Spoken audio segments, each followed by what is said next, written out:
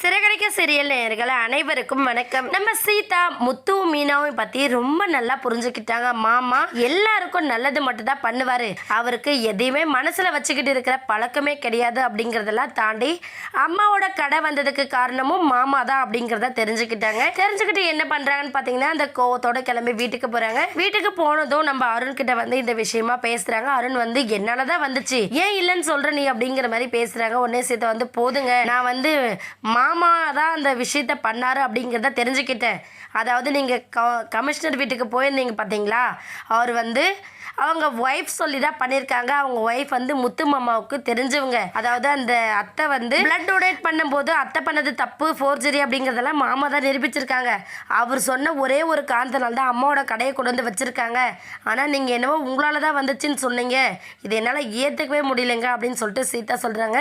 உடனே அருண் கோவப்பட்டு, சரி உங்களுக்கெல்லாம் நான் என்ன பண்ணாலும் உனக்கு உன் மாமா தானே ஒஸ்தியாக போயிட்டான் அப்படின்னு சொல்லிட்டு நம்ம அருண் வந்து பேச, போதுங்க சும்மா எப்போ பார்த்தாலும் இப்படி சொல்லிகிட்டே இருக்காதிங்க அப்படின்னு சொல்லிட்டு நம்ம அருண் திரும்ப திரும்ப முத்துவை பற்றியும் மீனாவை பற்றியும் ஏதாச்சும் ஒன்று சொல்கிறதுனால சீதா கோவப்பட்டு டம்ளர் தூக்கி வீசிடுறாங்க.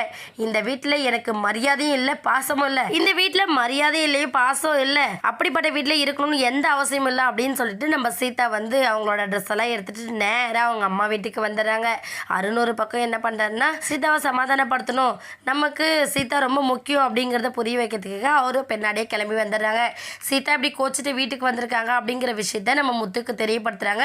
முத்து மீனாவும் இதை கேட்டது ரொம்ப ஷாக் ஆயிடுறாங்க. ஐயோ என்ன இது, இந்த சீதா ஏன் இந்த ஒன்றும் இல்லாத விஷயத்த பெருசு பண்ணி இப்போ அவளோட வாழ்க்கையை கேள்விக்குறியாக மாற்றிக்கூடாதுல்ல, அவர் சீதாவை நல்லா தானே பார்த்துக்கிறாரு, அதுதான் நமக்கு முக்கியம். அப்படி இருக்கும்போது ஏன் சீதா அப்படி பண்ணிட்டா, வாமினா நம்ம போய் கேட்டு வரலாம் அப்படின்னு சொல்லிட்டு நம்ம முத்து மீனா ரெண்டு பேரும் என்ன பண்ணுறாங்கன்னா அவங்க அம்மா வீட்டுக்கு வராங்க. வந்ததுக்கப்புறம் என்ன பண்ணி சமாதானப்படுத்த போகிறாரு அப்படிங்கிறத வெயிட் பண்ணி பார்க்கலாம். இந்த வீடியோ உங்களுக்கு பிடிச்சிருந்தா மறக்காமல் நம்ம சேனலை சப்ஸ்கிரைப் பண்ணுங்கள். தேங்க்யூ.